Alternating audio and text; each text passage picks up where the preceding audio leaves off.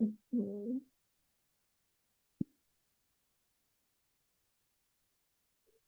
श्री प्राणनाथ प्यारे की जय।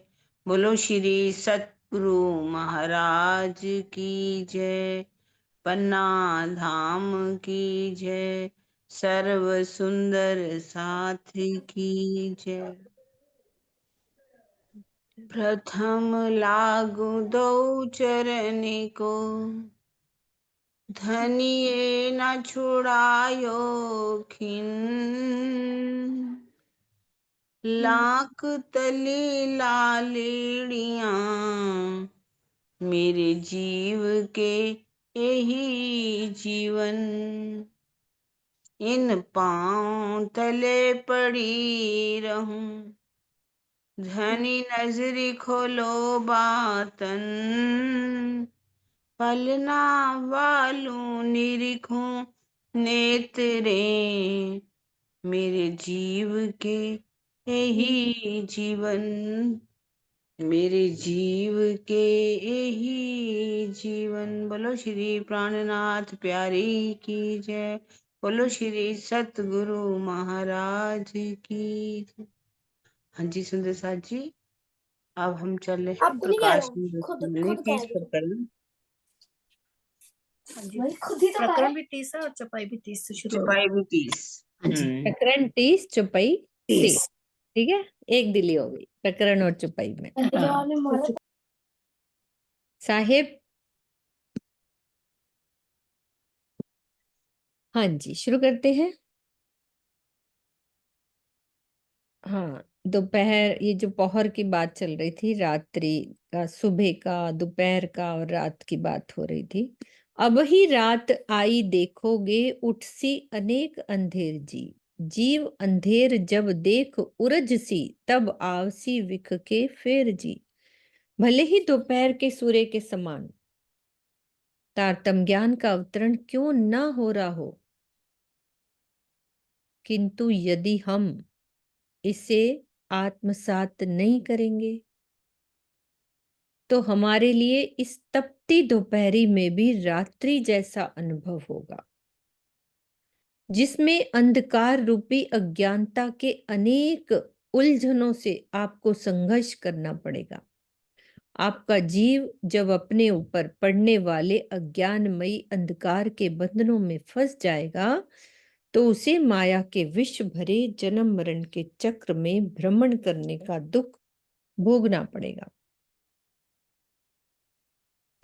विख के फेर अनेक उपजसी, कर्म केरा जे दुख जी। भी फिरसी फेर अनेक विद के, काहू जीव को ना होए सुख जी। अपने किए हुए अशुभ कर्मों के परिणाम स्वरूप दुख भोगने के लिए माया के विष से परिपूर्ण अनेक जन्मों में भटकना पड़ेगा। अनेक योनियों के अनेक जन्मों में भटकने वाले जीव को कहीं भी सुख प्राप्त नहीं हो सकता।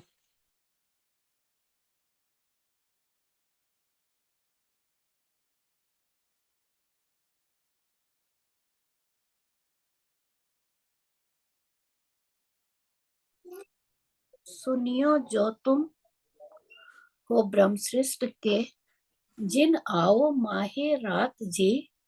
इन रात के दुख घने दोहेले, पीछे उड़सी अंधेर प्रभात जी।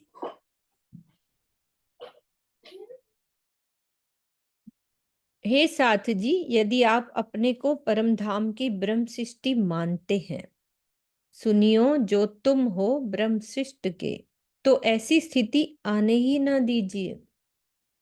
जिन आओ माहे रात जी, कि हम ऐसा कुछ करें ही ना कि आपको अज्ञानता की रात्रि में भटकना पड़े।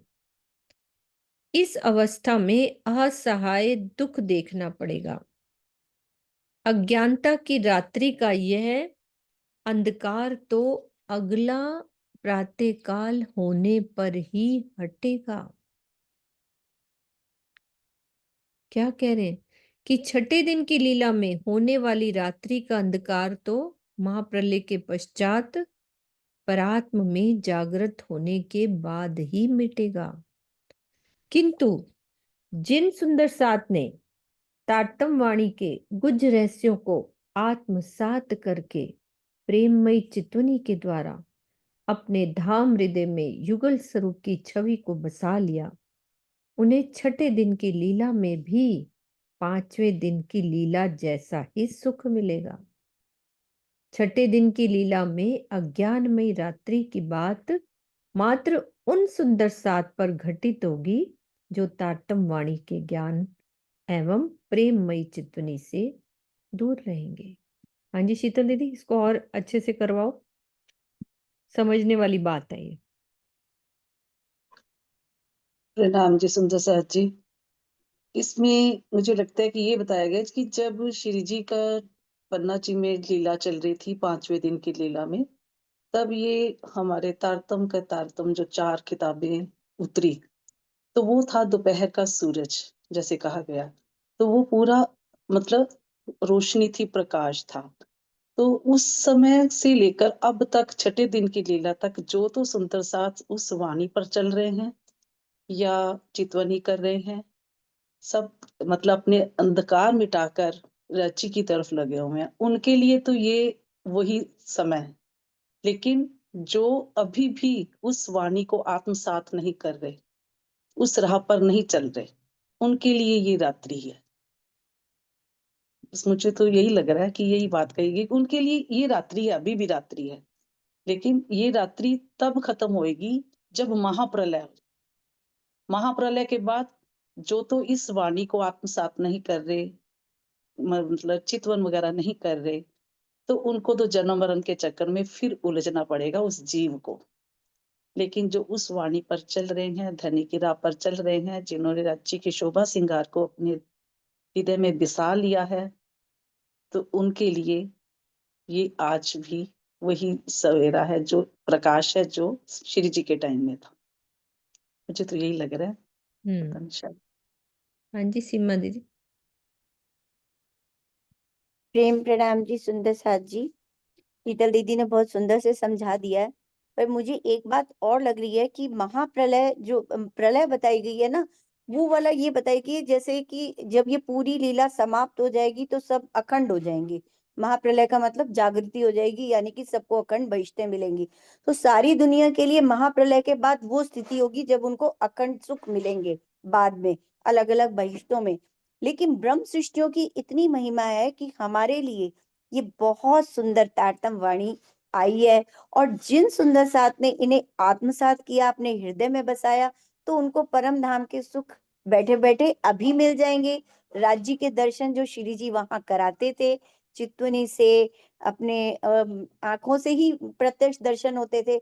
अगर हम वो कोशिश करें, इस वाणी को समझ लें, तो हमारे लिए तो मतलब वो मार्फत के द्वार खुल गए, और हमारे लिए तो हो गई महाप्रलय। हम जाग गए, हम इस जीते जी इस तन को हमने मिटा ही दिया, और हमें वो स्थिति लानी है अपने लिए। बिल्कुल। दूर होसी इन रात के प्रभात, रात छे क्यों न आवे जी, दुख की रात घनु लागसी दोहिली, पीछे फजर मुख न दिखावे जी। अज्ञानमयी रात्रि का समय आ जाने पर पुनः प्रातःकाल आने में बहुत अधिक समय लगेगा। रात्रि ऐसी प्रतीत होगी जैसे उसका कोई अंत ही ना हो। दुख की रात्रि इतनी कष्टदायिनी होगी कि निराशा में ऐसा कहा जाएगा कि पता ही नहीं प्रातः होगा या नहीं। तो छठे दिन की इस लीला में जिन सुंदर सात के हृदय में अक्षरातीत श्री प्राणनाथ जी परम धाम या तारतम वाणी के प्रति पूर्ण आस्था, पूर्ण विश्वास, समर्पण और प्रेम नहीं है, वो संशय की लहरों में डूबते उतराते रहते हैं। उनका जीवन आंतरिक रूप से काल्पनिक देवी देवताओं की पूजा करने वाले जीवों के समान ही होता है। भले ही उन्होंने कई वर्षों पूर्व तारतम क्यों न ले रखा हो, उन्हें महाप्रलय के पश्चात अपनी परात में जागृत होने की बात पर भी विश्वास नहीं होता है। उपरोक्त चुपई के चौथे चरण में यही बात दर्शाई गई है। महाप्रलय होसी जब लग तबलो रहसी अंधेर जी, ता कारण पियो जी करे रे पुकार, जिन भूलो इन बेर जी। महाप्रलय से पूर्व छठे दिन की लीला में अज्ञानता का अंधकार छाया रहेगा। यही कारण है कि धामधनी मेरे धाम हृदय में विराजमान होकर आपको तारतम वाणी द्वारा पुकार पुकार कर कह रहे हैं कि 5वें दिन की इस लीला में अपने प्राणेश्वर अक्षरातीत से विमुख ना होइए। अब इसको क्लियर कर रहे हैं ये वाली बात को, कि जिस प्रकार रात्रि आ जाने पर किसी दिन चतुर्थी का चंद्रमा उग कर चांदनी, शीतल चांदनी फैला रहा होता है, किसी दिन अष्टमी का तो किसी दिन दशमी का, उसी प्रकार भिन्न भिन्न परमहंसों द्वारा अज्ञानता की रात्रि में चंद्रमा की शीतल चांदनी का प्रकाश फैलाकर जागनी लीला की जाएगी। उसकी तुलना दोनों स्वरूप सदगुरु धनी श्री देवचंद्र जी और प्राणनाथ जी द्वारा होने वाली क्रमशः पूर्णमासी के चंद्रमा और दोपहर के सूरज जैसी जागनी लीला से नहीं होगी। मतलब उनके जैसी नहीं करेंगे, परमहंस के साथ जो लीला हुई वैसी नहीं होगी। तो जो ब्रह्म सृष्टि जितना समर्पण और प्रेम दर्शाएगी, जागनी लीला के इस घटनाक्रम में वैसी ही शोभा मिलेगी। जितना जितना समर्पण होगा, क्योंकि छठा दिन मोमिनों का है। तो इतना अवश्य है कि महाप्रलय के पश्चात होने वाले प्रातः काल से पूर्व जिस प्रकार पूर्व दिशा में हल्की सी लालिमा फैल जाती है, उसी प्रकार साकुमार की जागनी लीला बहुत तीव्र गति से होगी। साकुंडल ने जिस प्रकार अपनी गरिमा दर्शाई है, खेल के अंत में साकुमार के द्वारा भी ऐसा ही किया जाएगा। इस संबंध में मौजजा 71 के ये अंश देखने योग्य है।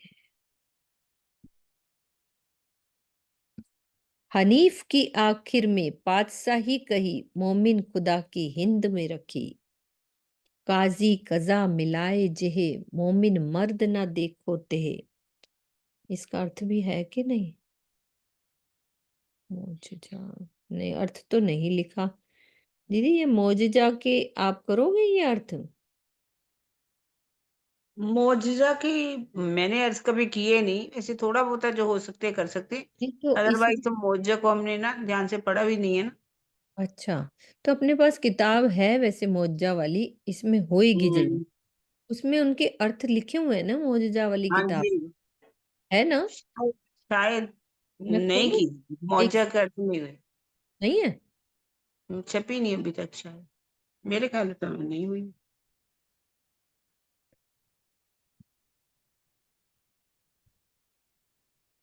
क्योंकि ये अली का है, सल 40 तन में एक है, पातशाही इलम के लिए कुदरत दूर राखी, अश्तिल बका कोठरिया करी नकल।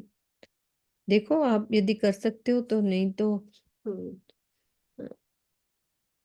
मैं एक बारी ना रिकॉर्डिंग स्टॉप करती हूँ।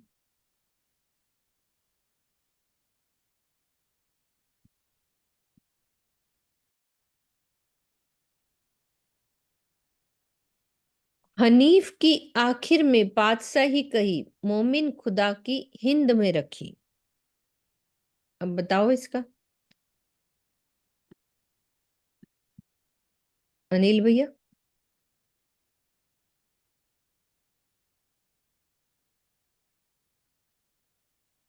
काजी कजा मिलाए जे, मोमिन मर्द ए देखो थे।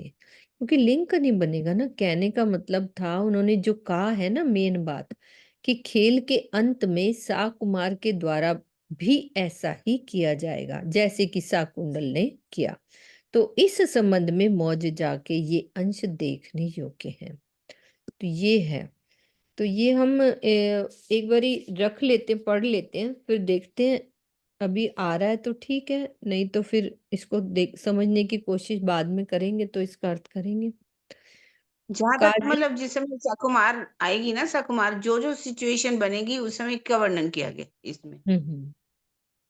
काजी कजा मिलाए जे, मोमिन मर्द ए देखो ते, मद महा निजानंद प्रेम, केली रस में डूबे सब नेम। अब तैयार हनीफ आखिर, बेटा अली का है असल। वही जो अली का बेटा जो असल वो मोहम्मद साहब का था ना, ये 40 तन में एक है, पातशाही इलम की ले। कुदरत दूर राखी अरश दिल, बका कोठरिया कही नकल। आदम दे उमर नहीं फेर, हादी हक उम्मत इलम आप घेर। हनीफा लक्षर जाहिर सावधान, दौड़े जो जिन सुनी कान। सब कोई धाए नंगे पाए, ऐसे हुक्म रहे बनाए। जैसे गाजत गंभीर बरसात, कहा लोक हुए अगाध। हथियार हाथी भरे भांडा, हुए तुरी रथ को नाही पार। पाए दल आगे चले, पीछे के गिने जीव अनेक। तो ये मौजजा 80 में ये कहा गया है कि जो सुबुद्धि मूल भगवान, सब इश्क निस्बत मान। हनीफ फौज जैसे बूंद बातुनी, जागनी रास कंद। सेवा पदार्थ कहो सार, कर देखो आगे विचार। साकुंडल पांव भर दिखाए, सो हनीफा जाहिर करी बनाए। तो कोशिश करेंगे इसको कल या परसों, देखते हैं जब मिल जाएगा। तो तारतम के उजाले कर, रोशन कियो इन सूल जी। कई कोट ब्रह्मांड दिखाई माया, पाया अंकुर पेड़ मूल जी। धामधनी ने करोड़ों ब्रह्मांडों वाली ये माया दिखाई है। इसमें तारतम वाणी के प्रकाश में इस तथ्य को उजागर किया है कि अज्ञानतावश विषयों में फंसने से कैसा कष्ट होता है। इसके अतिरिक्त निज स्वरूप का परम धाम में जो संबंध है तथा इस सृष्टि का मूल कारण क्या है, इसका भी आपको यथार्थ बोध हुआ है। अब यहाँ पेड़ का आशय संसार है। इस संसार रूपी वृक्ष का कारण रूपी जो माया है, उसकी तथा अपनी आत्म, परात्म एवं परमधाम की पहचान तारतम वाणी से होती है। पियू पधारे बुलावन तुमको, तो होत है एति पुकार जी। यूं करते जो नहीं मानो, तो दुख पाए चलसी निर्धार जी। आपको परम धाम ले जाने के लिए स्वयं धनी धाम आए हैं और मेरे धाम हृदय में विराजमान होकर आपको पुकार रहे हैं। यही कारण है कि आपसे इतना अधिक कहा जा रहा है। परम धाम चलने के लिए इतना आह्वान करने पर भी यदि आप नहीं मानते हैं, यूं करते जो नहीं मानो, तो केवल माया में ही लिप्त रहते हैं, तो भी आपको अनिवार्य रूप से चलना ही पड़ेगा। मानते नहीं हो कहते जाना तो पड़ेगा, किंतु इस भूल के लिए आपको माया में बहुत अधिक कष्ट उठाना पड़ेगा। तो हमें माया में बहुत तरह के कष्ट देखने पड़ेंगे यदि हम परम धाम की राह पर नहीं चलते हैं वाणी के हिसाब से। विखम बड़ा जल माहे अंधेर, कई लगसी लहरें निघात जी। विसेखे जीव बेसुध होसी, नहीं सुनोगे निध साक्षात जी। इस संसार रूपी भवसागर में अज्ञानता का बहुत ही भयानक अंधकार छाया हुआ है। यदि आप साक्षात आए हुए धामधनी की अनमोल निधि रूपी इस तारतम वाणी के वचनों को नहीं सुनोगे, तो क्या होगा? इस भवसागर की अज्ञानता एवं दुख से भरी लहरों के भयंकर प्रहार को झेलना पड़ेगा और इसका विशेष परिणाम ये होगा कि आपका जीव पीड़ा से मूर्छित हो जाएगा।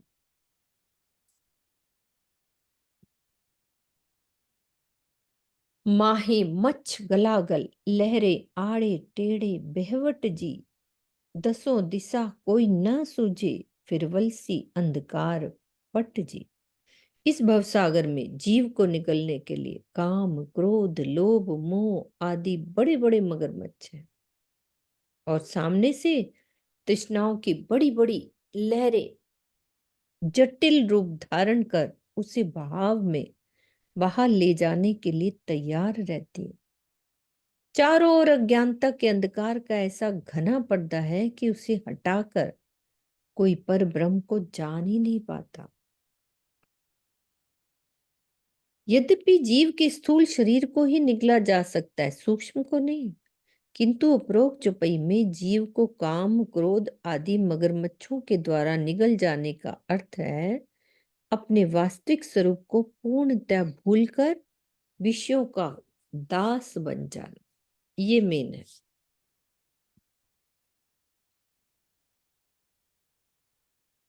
तुम हो अंग मेरे के जिन देखो माया को मरम जी, धाम धनी आए तुम कारण तुम्हें अजुना आवे शरम जी।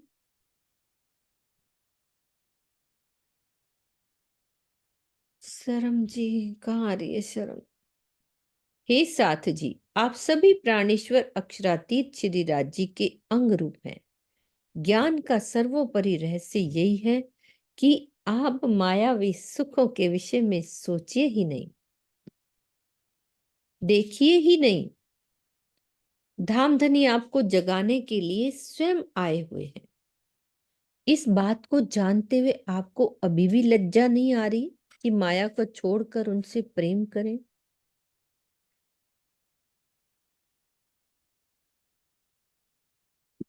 अंग अंगी का भाव वस्तुतः लीला को समझाने के लिए किया जाता है, अन्यथा स्वलीला अद्वैत परम धाम में इस प्रकार की स्थिति नहीं है। यदि मार्फत की दृष्टि से देखा जाए तो परम धाम में एकमात्र श्री राज जी ही है। दृष्टिगोचर होने वाले अन्य सभी स्वरूप उन्हीं के हृदय के व्यक्त स्वरूप हैं। ऐसी अवस्था में स्वयं को अंग कहकर अंगी यानी श्री राज जी से अलग नहीं कहा जा सकता। लीला की दृष्टि से आत्माएं युगल स्वरूप की ही अंग रूपा हैं। श्री इंद्रावती जी की नहीं। क्या कह रहे मम्मी? बोलो।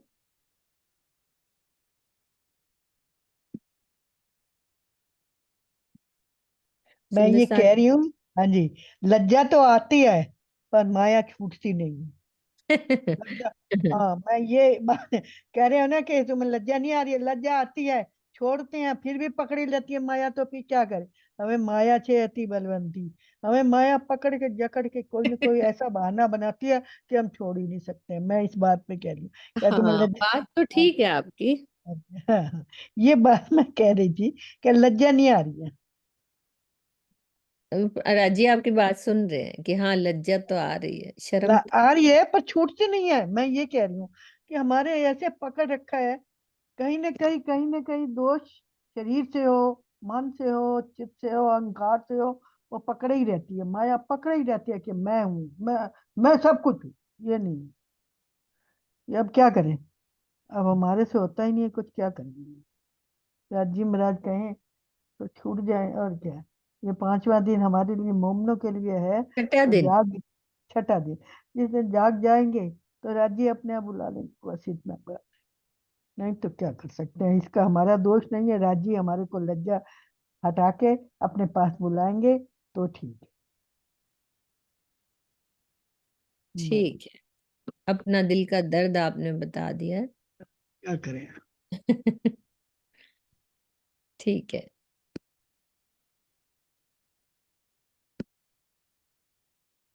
ए नींद तुमको क्यों कर उड़सी, जोलो ना उठो बल कर जी। आपकी बात का जवाब है मम्मी। सेवा करो समय पियो पहचान, याद करो आप घर जी। जब तक आप अपने आत्मिक बल का उपयोग कर दृढ़ विश्वास के साथ पुरुषार्थ नहीं करेंगे, तब तक माया की नींद नहीं हटेगी। उसी वक्त राजी जवाब देते हैं। आप तारतम वाणी के प्रकाश में अपने प्रीतम प्राणनाथ की पहचान करके उनकी प्रेम पूर्वक सेवा कीजिए तथा चिंतन और चितवनी के द्वारा अपने मूल घर परमधाम को याद कीजिए। ए अमल तुमको क्यों रे उतरसी, जो जहर चढ़िया अति भारी जी। पीयू जी के बाण तो तोड़े संधान, पर तुमको कहे कहे हारी जी। आपके ऊपर माया के विष का इतना अधिक प्रभाव पड़ चुका है कि आपके अंदर से इसके नशे का हट पाना बहुत कठिन है। यद्यपि प्रीतम की ताटम वाणी माया के बंधनों को तोड़ देती है, किंतु उसे आपको सुना सुना कर मैं थक गई हूं।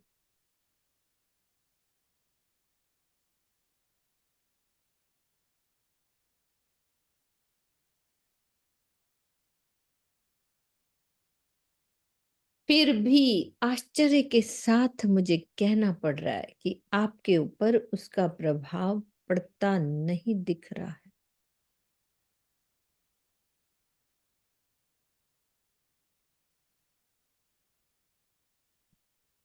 यदि तारतम वाणी का प्रभाव ब्रह्म सृष्टियों पर ही नहीं पड़ेगा तो जीव सृष्टि पर कैसे पड़ेगा?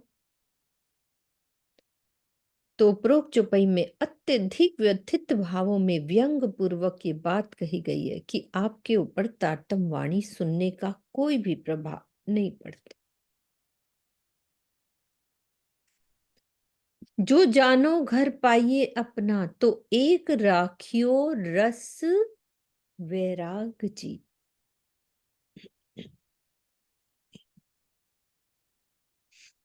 सकल अंगे सुध सेवा की जो, इन विद बैठो घर जाग जी। हर बात का तो जवाब दे रहे हैं, तरीका बताते हैं, फिर कहते हैं तुमसे नहीं होगा, ऐसे करो। यदि आप अपने मूल घर परमधाम की अनुभूति करना चाहते हो तो इसका एकमात्र साधन यही है कि मायावी विषयों के प्रति आसक्ति के निरंतर त्याग में ही आनंद पाने की चाहत रखनी चाहिए। इसके अतिरिक्त अपने सभी अंगों, मन वाणी से उनकी पहचान के साथ सेवा करनी चाहिए। इस प्रकार परमधाम में आप जागृत हो सकेंगे। तो जब तक संसार में जागनी लीला चल रही है, तब तक परमधाम की शोभा को अपने धाम हृदय में बसा लेना ही परमधाम में जागृत होना कहा जाता है। वस्तुतः परमधाम के तन तो फरामोशी में है, वाहिदत में होने के कारण उनकी जागनी एक साथ ही होगी, जबकि इस जागनी लीला में किसी की आत्म पहले जागृत हो रही है तो किसी की बाद में। जो जानो इत जाग चले, तो लीजो अर्थ प्रकाश जी। जीव को कहिए ए कया सब तो को, सिर लिए होसी उजास जी। इस साथ जी, यदि आप चाहते हो कि आपकी आत्मा जागृत हो जाए और आप परम धाम चले, तो क्या करना है? तो आपको इस प्रकाशवाणी के आशय को समझना हो और अपने जीव को समझाना होगा कि इसके ज्ञान को तुम ही अपने आचरण में उतारना होगा। इस वाणी की बातें तुम्हें जगाने के लिए कही गई हैं। यदि तू प्रकाश ग्रंथ के वचनों को शिरोधार्य करेगा तो निश्चय ही तुम्हारे अंदर परम सत्य का ज्ञान का प्रकाश हो जाएगा। तो मुख्य बात क्या गई है प्रकाश ग्रंथ में? जागनी ब्रह्मांड में लीला करने वाले अक्षरातीत श्री राज जी के साक्षात आवेश स्वरूप श्री प्राणनाथ जी की पहचान कराई गई है। प्रकाश हिंदुस्तानी में मेन बात और क्या करा है? उनके प्रति स्वयं को समर्पित कर अपनी आत्मा और जीव को जागृत करने का निर्देश दिया गया। सभी आत्माओं के लक्षण तो वाहिदत के सिद्धांत के अनुसार एक ही समान होते हैं, किंतु यहाँ पर जीवों के अलग अलग गुण, कर्म और स्वभाव होने से आत्माओं के आचरण में भी भिन्नता प्रतीत होती है। इसीलिए जीव को जागृत किए बिना आत्म जागृति संभव नहीं है।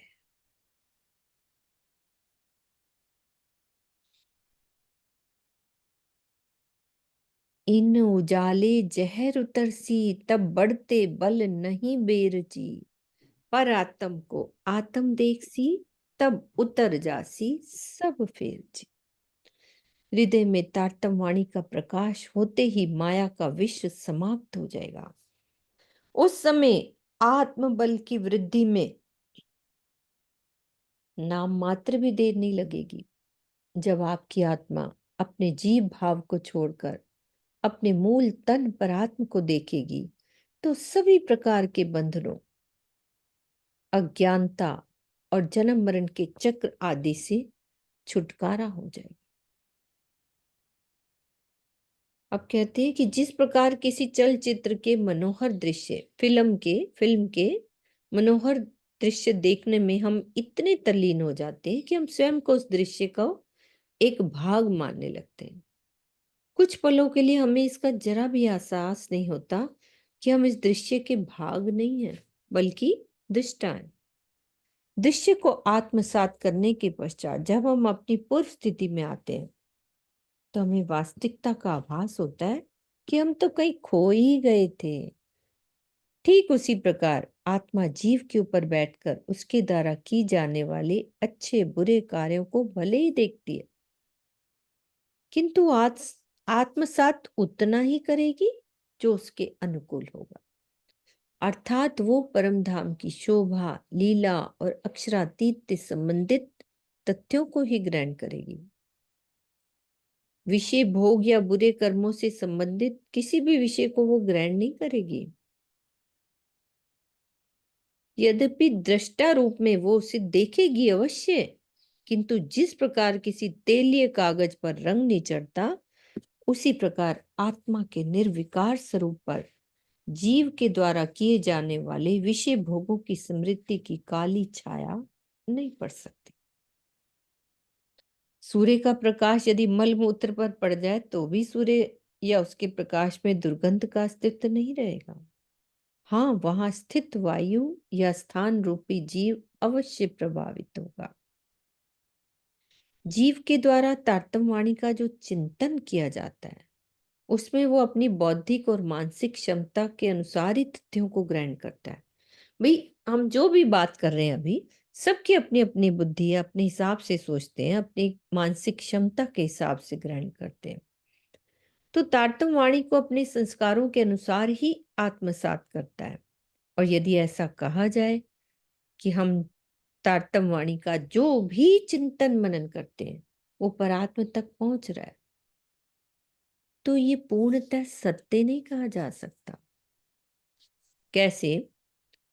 जिस प्रकार कोई चुंबक मात्र लोहे के टुकड़े को ही आकर्षित करती है, प्लास्टिक के टुकड़ों को नहीं, उसी प्रकार परात्म केवल अपने और अक्षरातीत संबंधित तथ्यों को ही आत्मसात करेगी। तारतम वाणी में वर्णित अन्य धर्म ग्रंथों के विभिन्न विषयों और तर्क वितर्क से परात्म का कोई भी संबंध नहीं है, क्योंकि वो साक्षात अक्षरातीत की अंग रूपा है। वो परम धाम के एकत्व में है। उसमें संसार के लौकिक विषयों के ज्ञान को ग्रहण करने की प्रवृत्ति नहीं है। इस तथ्य को इस दृष्टांत से समझा जा सकता है कि जब हम गहन ध्यान से उठते हैं, तो कुछ देर के लिए हम किसी भी प्रकार की निंदा या विषय भोग की बुरी बातों को सुनने और ग्रहण करने में समर्थ ही नहीं होते, है ना? ऐसी स्थिति होती है हमारी, तब मन बहुत करता है ना? कितना अच्छा समझाया। बहुत ही अच्छा समझाया है कि जीव का क्या कार्य है और जीव ने कैसे, आत्म ने क्या ग्रहण करना है और आत्म से परात्म को क्या मिलना है। कितना अच्छा समझाया इसमें, तो मतलब बड़ी जी, धन्य मेरे। बहुत अच्छा क्लियर किया। रिपीट कर दो, कोई बात नहीं। जी।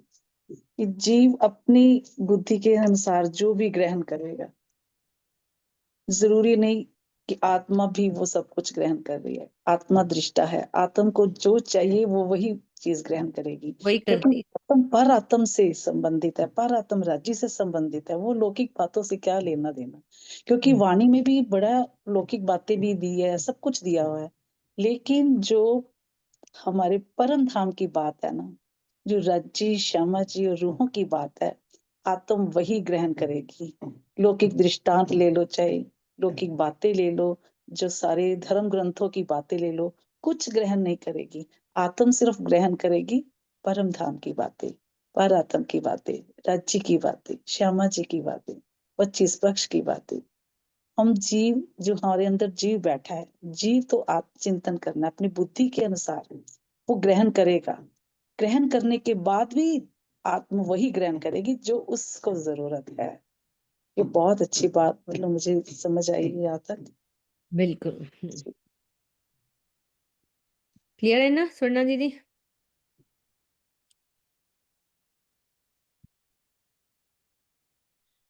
ए विध कर कर आत्म जगाई, ए विध कर कर तब होसी सब सुध जी। फिर क्या होगा? शुद्ध हुए पूर चलसी प्रेम के, होसी जागृत हृदय बुद्ध जी। अब क्या कह रहे इंद्रावती जी की आत्मा? हे साथ जी, इस प्रकार यदि आप अपनी आत्मा को जागृत कर लेते तो आपके हृदय में वास्तविक सत्य का बोध हो जाएगा। इस अवस्था में आपके अंदर प्रेम की अविरल धारा प्रवाहित होगी तथा जागृत बुद्धि भी सर्वदा विद्यमान रहेगी, सर्वदा विद्यमान रहेगी। तो इस चौपाई में आत्म जागृति की जो पहचान बताई गई है ना, उसमें 3 बातें विशेष रूप से रहती। कौन कौन सी? निर्भ्रांत सत्य ज्ञान, अखंड प्रेम और जागृत बुद्धि, जिसमें भ्रांति कोई ना हो, वो वाला सत्य ज्ञान और अखंड प्रेम और जागृत बुद्धि। यानी जब सत्य ज्ञान आ जाएगा तो प्रेम ऑटोमेटिकली आएगा, आ ही जाएगा। प्रेम ऑटोमेटिक आएगा ही। और जागृत बुद्ध ने ही ये सब कुछ देना है, असराफील फरिश्ते ने हमें सब कुछ ये देना है। निर्मल हृदय में लीजो वचन, जो निकसे फूट बान जी। एक कया ब्रह्म सृष्ट ईश्वरी को, एक क्यों लेवे जीव अज्ञान जी। जिस प्रकार धनुष से छूटा हुआ तीर लक्ष्य को भेद कर निकल जाता है, जो निक से फूट बान जी, उसी प्रकार आप अपने हृदय को इस प्रकार कोमल और पवित्र बनाइए कि वो तारतम वाणी के वचनों को आत्मसात कर सके। यदि हमारा दिल निर्मल नहीं होगा तो वाणी अंदर घुसनी नहीं है। तो ये बातें किसके लिए कही जा रही हैं? केवल ब्रह्म सृष्टि और ईश्वरी सृष्टि के लिए कही जा रही है। माया की नींद में सोने वाले अज्ञानी जीव इसे ग्रहण ही नहीं कर सकते। तो धनुष से निकला हुआ बाण किसी पत्थर या लोहे से टकरा कर गिर जाता है, क्योंकि वह उसका भेदन नहीं कर पाता, किंतु यह वही बाण केले के तने को अति सरलता से भेद देता है। इसी प्रकार स्वच्छ और पवित्र हृदय में ब्रह्मवाणी सरलता से प्रविष्ट हो जाती है, किंतु तमोगुण से भरे मलिन हृदय के द्वारा वाणी आत्मसात नहीं हो पाती। माया के जीव तारतम वाणी का पठन पाठन तो कर सकते हैं, किंतु श्रद्धा, समर्पण और प्रेम की कमी तथा मूल संबंध के ना होने से ज्ञान की गहराइयों में प्रवेश नहीं कर सकते। तो इस चौपाई के चौथे चरण का यही आशय है।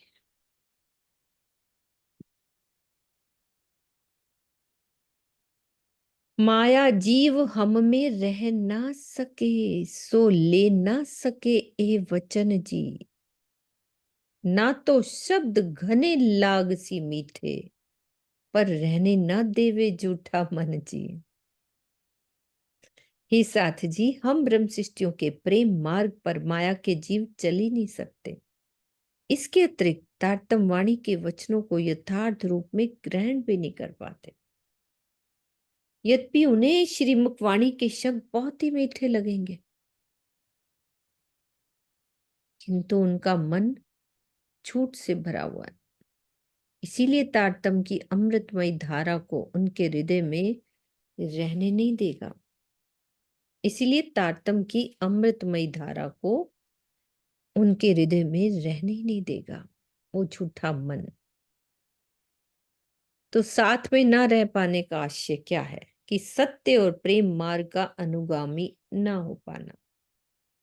यह सहचर होने या निवास करने का भाव नहीं लेना चाहिए। श्री प्राणनाथ जी के साथ पन्ना जी पहुंचने वाले 5000 सुंदर साथ में 3000 जीव सृष्टि, 1500 ईश्वरी सृष्टि और 500 ब्रह्म सृष्टि थी।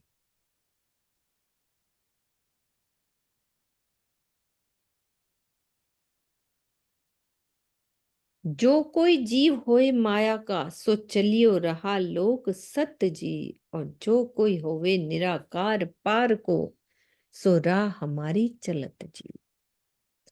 तारतम ज्ञान से रहित माया का जीव वैकुंठ पाने की राह पर ही चलता है।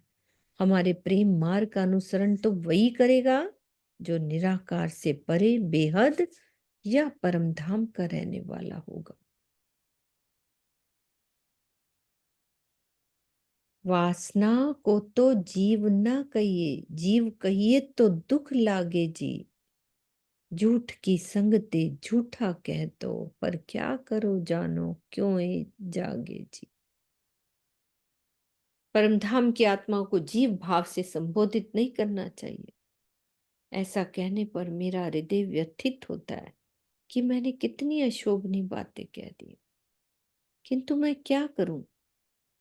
आत्मा खेल को देखने के लिए जीव पर विराजमान जीव भाव को प्राप्त हो चुकी है, इसलिए मुझे विवश होकर व्यंग रूप में जीव कहना पड़ता है। मुझे ऐसा लगता है कि संभव है मेरे कटु शब्दों की चोट से आत्मा अपने जीव भाव को छोड़कर जागृत हो जाए।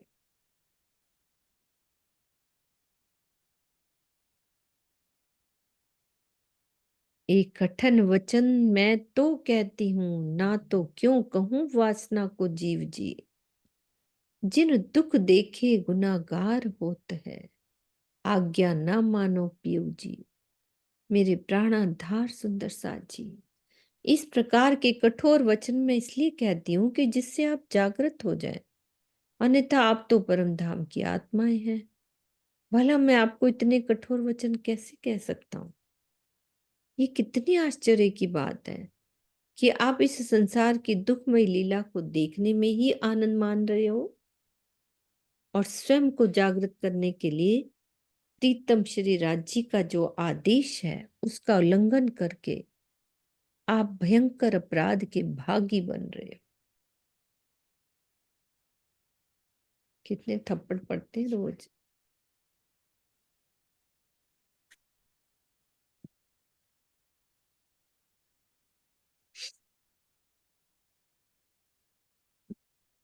भावार्थ में समझा रहे हैं, जब राह से भटकने वाले व्यक्ति के स्वाभिमान को मर्माहित करने वाले शब्दों से चोट पहुंचाई जाती है तो वो घोर पश्चाताप करता है और शीघ्राति पूर्व सत्य मार्ग का अवलंबन करता है।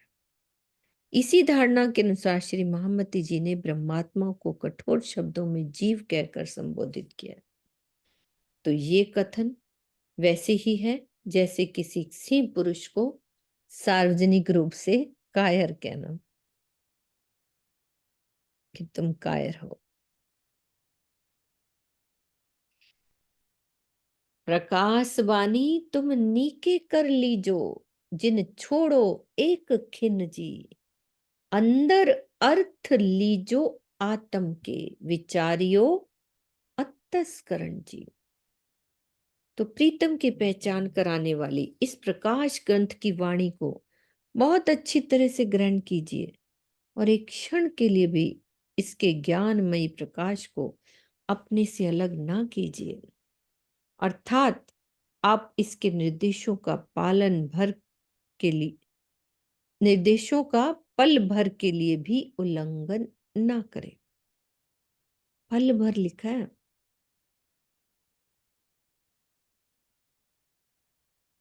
इस प्रकाशवाणी का आंतरिक आशय है अपने प्राणेश्वर का साक्षात्कार करना। आप इसे अपनी आत्मा के द्वारा फलीभूत कीजिए और अपनी आत्मिक दृष्टि से प्रीतम का दर्शन कीजिए। अपने पवित्र अंतःकरण में इस वाणी के कथनों पर चिंतन, मनन और विवेचन भी कीजिए।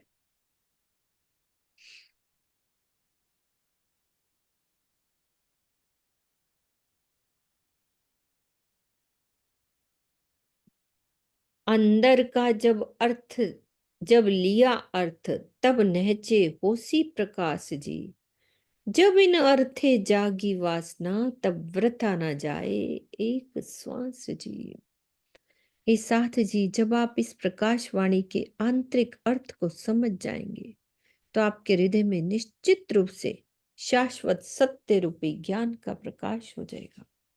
उस ज्ञान को आत्मा द्वारा साक्षात कर लेने पर जब आपकी आत्मा जागृत हो जाएगी तो आप अपने इस नश्वर शरीर की एक श्वास भी माया के लिए नहीं खोना चाहिए, अपितु आपका सर्वस्व केवल अपने प्राण वल्लभ के लिए ही होगा।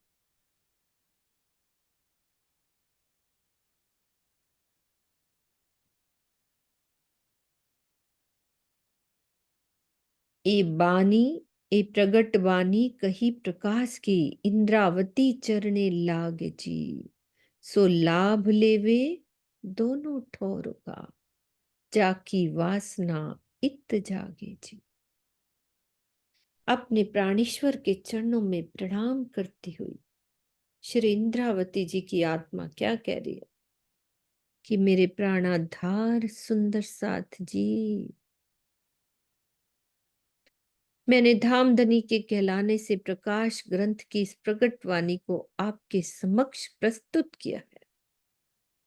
ये ध्यान रखिए कि इस जागनी लीला में जिसकी आत्मा जागृत हो जाएगी वो दोनों स्थानों यानी संसार और परम धाम का लाभ लेगी।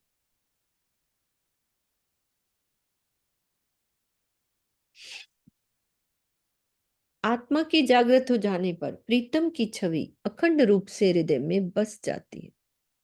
ऐसी अवस्था में जहां वो पल पल प्रीतम का आनंद लेती है, वही दृष्टा भाव से संसार को देखते हुए जागनी लीला का भी आनंद लेती है। प्रकरण 30 चौपाई 788। तो ये हुआ। किरण दीदी 5-7 मिनट में आप इसका सार बोल दो। बहुत कुछ बता दिया।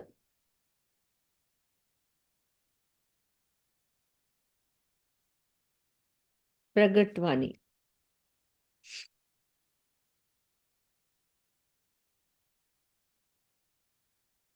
सुंदर साजी, अभी तक जिसने नहीं सुना, किरण दीदी बोल रही है, थोड़ा सा सुन लेंगे। यदि कुछ लेटे हुए हैं या नींद आ गई है तो।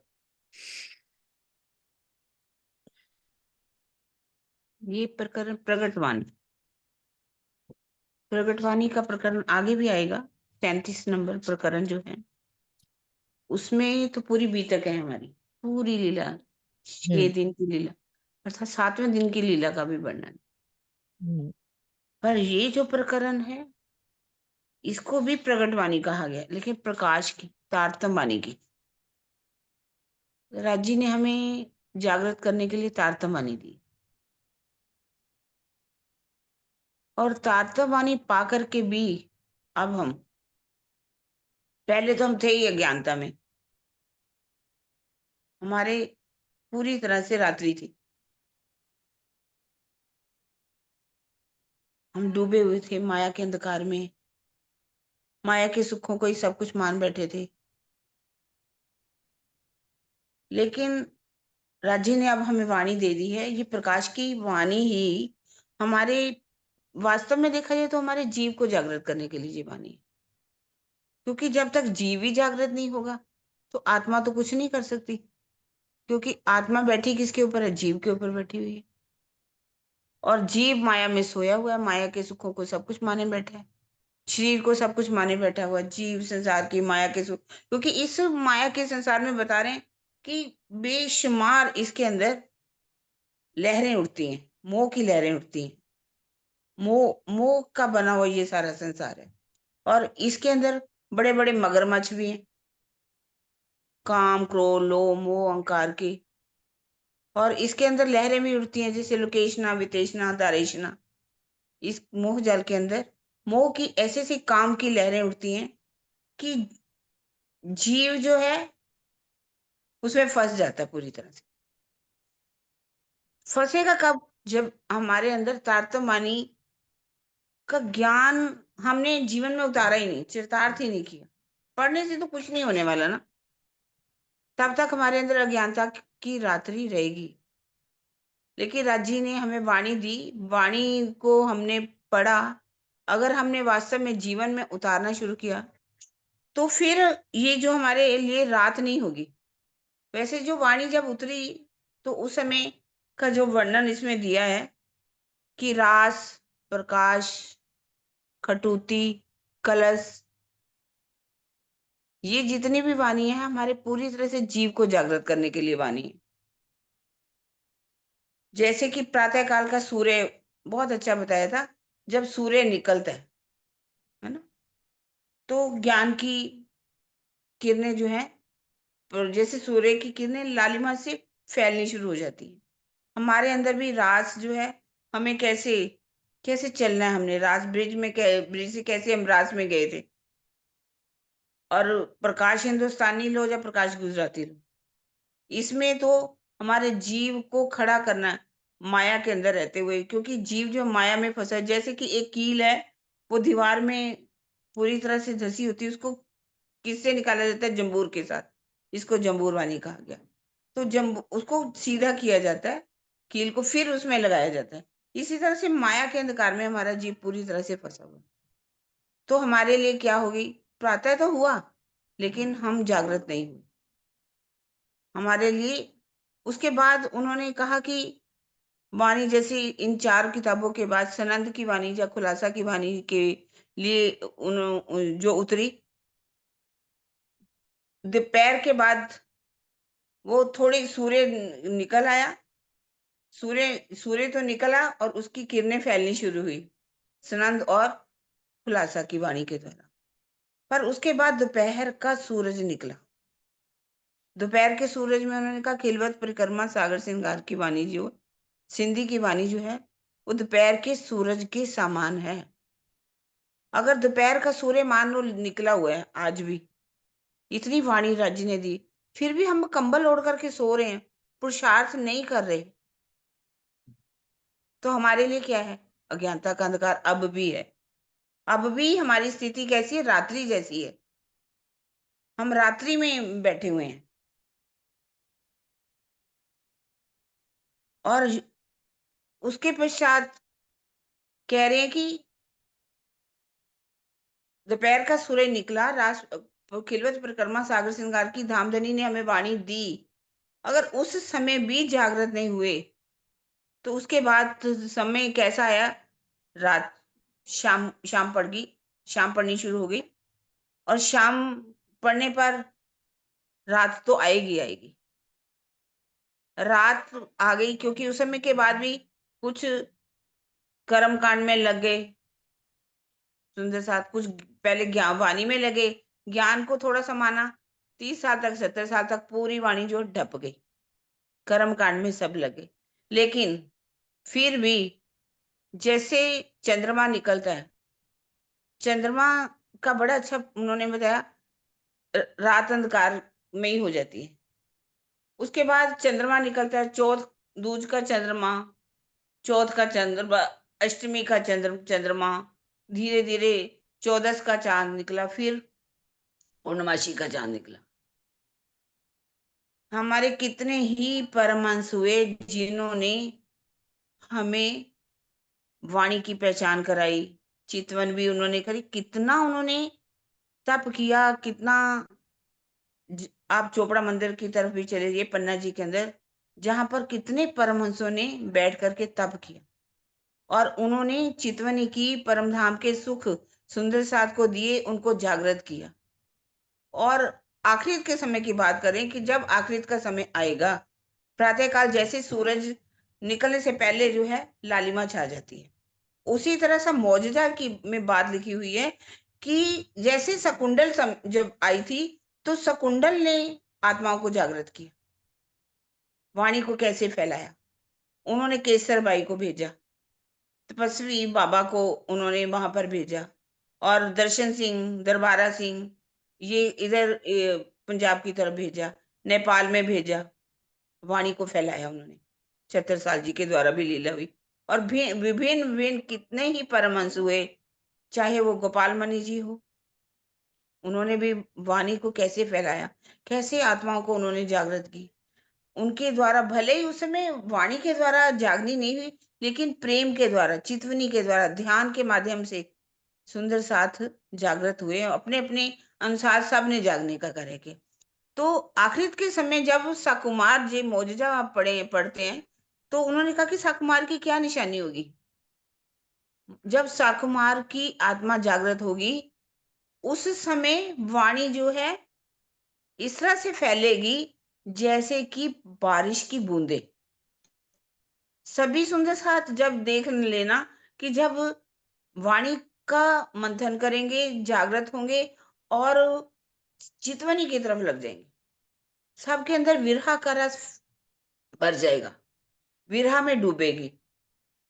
तो समझ लेना कि वो मोजजा में जो लिखा हुआ है साकुमार के जागरण के समय क्या क्या होगा, सब दौड़ दौड़ करके वाणी का रस लेंगे और अपनी आत्म को जागृत करने के लिए भागेंगे। क्योंकि वाणी जागृत कौन होगा? जिसका दिल कोमल होगा।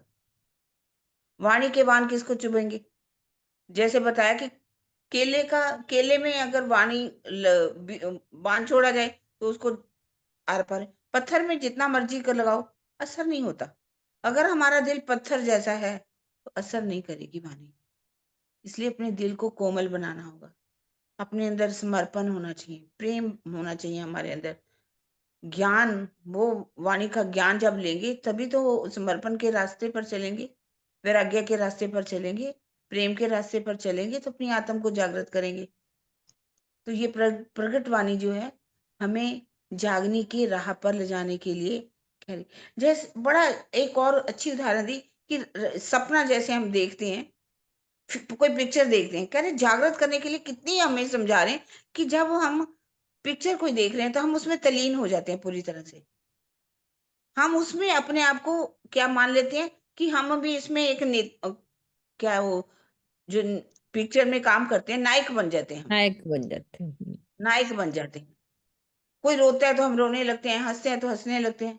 यदि उसमें हम दृष्टा भाव में देखें, हमारा जीव तो गलत कार्य करेगा ही करेगा, लेकिन आत्मा उतना ही आत्मसात करेगी जितना उसको जरूरत है। वो जीव के कार्यकलापों को देखेगी कि जीव क्या क्या करता है, कैसे मोह में फंसा हुआ है, कैसे अपने रिश्तेदारों से प्रेम कर रहा है, कैसे विकारों में डूबा हुआ है। वो उनको नहीं लेगी, सिर्फ देखेगी जीव के कार्य को।